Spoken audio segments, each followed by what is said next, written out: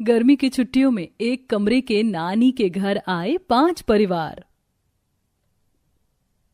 गर्मी की छुट्टियां शुरू हो गई हैं और अभी तक हम कहीं पर भी घूमने के लिए नहीं गए। हम इस गर्मी की छुट्टियों में कहाँ जाएंगे? हम शिमला चले? मेरी बेस्ट फ्रेंड है ना, वो भी शिमला गई है। बेटा, शिमला जाने के लिए अभी हमारा इतना बजट नहीं है, वहाँ पर बहुत पैसे खर्च होंगे। एक काम करते हैं, हम लोग वाटर पार्क चलते हैं। नहीं माँ, वाटर पार्क तो एक दिन में होकर वापस आ जाएंगे। मुझे कुछ दिनों के लिए कहीं बाहर जाना है। ठीक है, फिर एक काम करते हैं, हम लोग गांव चलते हैं, तुम्हारे नाना नानी के घर। वहाँ तुम काफी दिनों तक रह सकती हो और खूब मस्ती करोगी। हाँ माँ, नानी के घर चलते हैं। मैं तो उनके घर एक बार भी नहीं गई। उन्होंने कहा था कि जब मैं उनके घर आऊंगी तो मुझे ढेर सारी चॉकलेट देंगी। ठीक है, फिर मैं माँ को कॉल करके बता देती हूँ कि हम अगले हफ्ते गाँव आ रहे हैं। आंचल जैसे ही अपनी माँ कलावती को फोन करने के लिए फोन उठाती है कि तभी उसके फोन पर उसके भाई राजेश का कॉल आता है। कैसी है मेरी बहना? ठीक हूँ भैया, आप कैसे हैं? बड़े दिनों के बाद याद आई बहन की। अरे अभी मेरे पास रोशन और सुनीता का कॉल आया था। हम सबने प्लान बनाया है कि इस गर्मियों की छुट्टियों में बच्चों को लेकर गाँव चलते हैं। काफी समय हो गया है माँ बाबा से मिले हुए। अरे भैया, हमारा भी थोड़ी देर पहले यही प्लान बना है। मैं तो माँ को ही कॉल करने जा रही थी। बहुत मजा आएगा इस बार, हम सारे बहन भाई एक साथ काफी समय के बाद एक साथ समय बिताएंगे। राजेश से बात करने के बाद राजेश अपने गांव में अपने माता पिता को कॉल लगाता है और उन्हें आने की खबर देता है, जिसे सुन कलावती माधव काफी खुश होते हैं।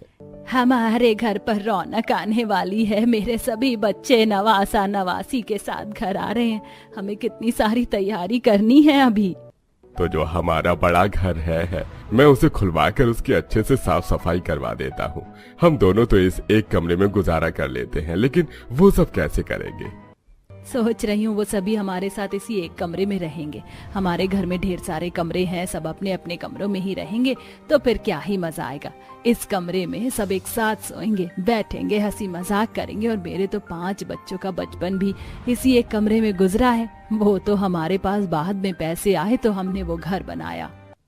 तुम ठीक कह रही हो कलावती, लेकिन हमें तैयारी तो करनी होगी ना। एक काम करता हूँ, मैं चने और ढेर सारे कच्चे आम ले आता हूँ। अपने नवासा नवासी को कच्चे आम का पन्ना और सत्तू पिलाऊंगा। पर आते हुए मच्छरदानी भी ले आना, कहीं मेरे बच्चों को रात में मच्छर ना परेशान करे। मैं तब तक बाजार से पानी के कुछ और मटके खरीद के ले आती हूँ और बिस्तर बनाने की भी तैयारी करनी है। कलावती और माधव मिलकर अपने बच्चों और नवासा नवासी की आने की काफी सारी तैयारी करते हैं। वहीं अगले हफ्ते ये 5 परिवार एक साथ ट्रेन का सफर तय करते हुए अपने गाँव, अपने घर पहुँच जाते हैं। कैसे हैं मेरे प्यारी प्यारी गुड़िया रानी और राजकुमार? पता है तुम्हारी नानी ने तुम्हारा कितना इंतजार किया। अरे माँ, बच्चे क्या आए, आप तो हमें ही भूल गई। भूलिए मत, सबसे पहले रिश्ता आपका हमारे से है। तुम लोग भी ना बड़े हो गए, लेकिन बचपन नहीं गया। चलो अब बाहर ही खड़े रहोगी या अंदर भी आओगी? तुम लोगों के लिए खास चीज बनाई है। सभी घर के अंदर आकर बैठ जाते हैं। माधव और कलावती सभी को सत्तू और कच्चे आम का पन्ना देते हैं। सभी बच्चों को तो गर्मियों के मौसम में सत्तू और पन्ना पीकर मजा आ जाता है। ये आम का पन्ना तो काफी ज्यादा टेस्टी है कि नानी मुझे थोड़ा और दो ना। ये सत्तू पी, ये तो इससे भी ज्यादा टेस्टी है। भर पेट पियो, मैंने बहुत सारा बनाया है। तुम दोनों क्यों नहीं पी रही हो? पता है जब तुम छोटे थे तो हर गर्मियों के मौसम में सत्तू और पन्ना कितना पिया करते थे। कभी कभी तो इसे पीकर पेट भर लेते थे, खाना तक नहीं खाते थे। तब की बात कोई और थी। हम गर्मियों में शहर में ये सत्तू और पन्ना नहीं पीते हैं। पता है वहां पर कितनी तरह की ड्रिंक होती है। लेकिन भैया, असली मजा तो इसमें ही है। माँ, इन्हें छोड़ो और इनके हिस्से का पन्ना भी मुझे दे दो। सभी बातें करते हैं, वहीं बच्चे आंगन में खेलने लगते हैं। शाम हो जाती है और चूल्हा जलाने का वक्त आ जाता है। काफी वक्त हो गया है तुम दोनों के हाथ का बना हुआ कुछ खाए हुए। आज दोनों बहनें मिलकर कुछ बढ़िया सा बना दो। मैं इस मिट्टी के चूल्हे पर खाना नहीं बनाऊंगी। आपके और बाबा के पास अच्छा खासा पैसा है, लेकिन फिर भी आप लोग अभी तक मिट्टी के चूल्हे पर ही खाना बनाते हैं। क्या एक गैस सिलेंडर नहीं ला सकते थे? पता है शहर में मेरी रसोई में कितना बड़ा इंडक्शन है, ओवन से लेकर ग्राइंडर, हर चीज है मेरी रसोई में। और यहाँ तो मसाला पीसने के लिए भी सिलबट्टा चाहिए। मुझसे नहीं होगा चूल्हे पर खाना बनाना।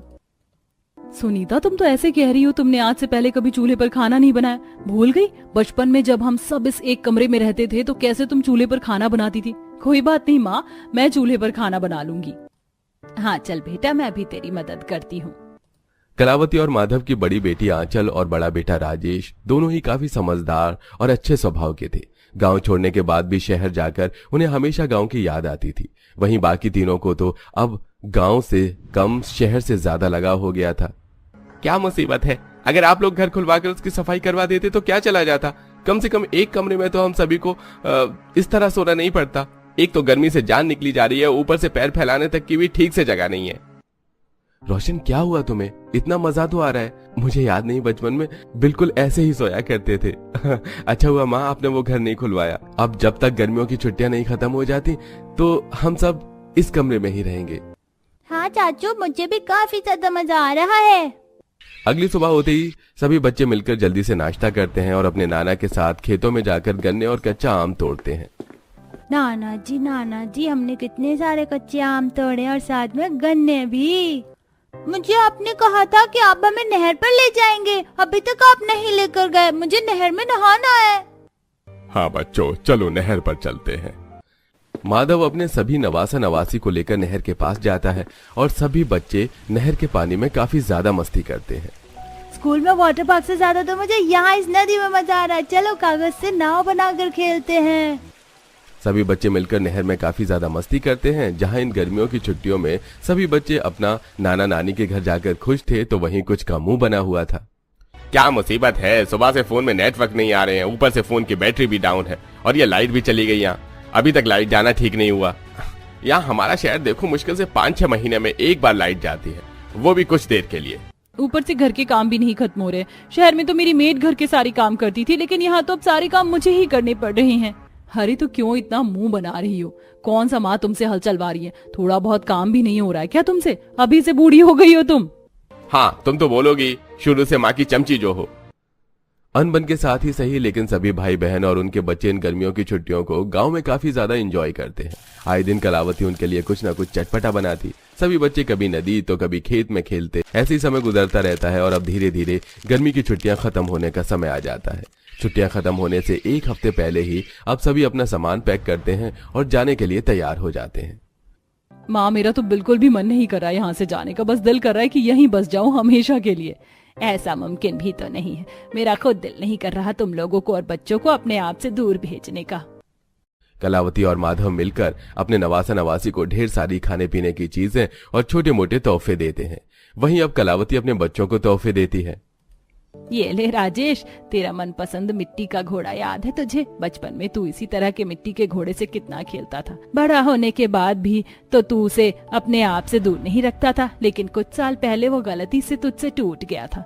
मैंने हमेशा से सोच रखा था कि जब तू शहर से गांव आएगा ना तो अपने हाथों से तेरे लिए मिट्टी का घोड़ा बनाऊंगी। देख, बिल्कुल वैसा ही बना है।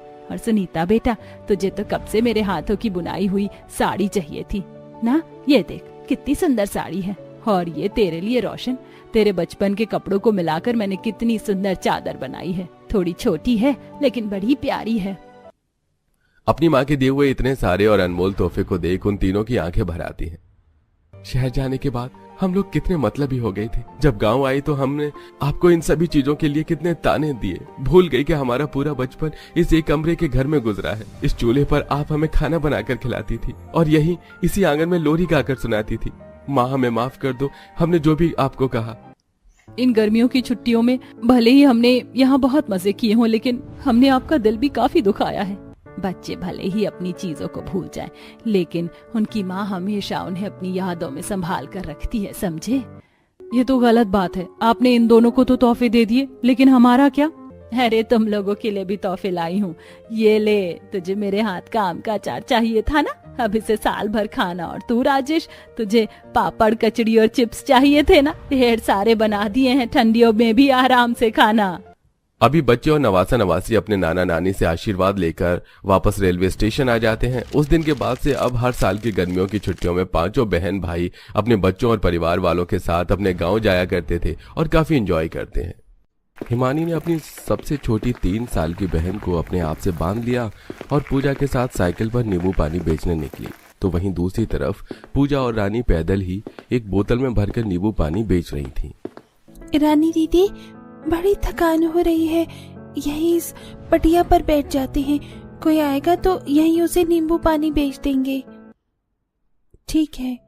सुनिए अंकल, हमारी बात तो सुन लीजिए। बोलो बच्चों, क्या काम है? अंकल हम लोग नींबू पानी बेच रहे हैं, सिर्फ 2 रुपए का गिलास है, ले लो ना। इस जल्दी गर्मी में आपको राहत मिल जाएगी। बस 2 रुपए का गिलास है, ये तो बहुत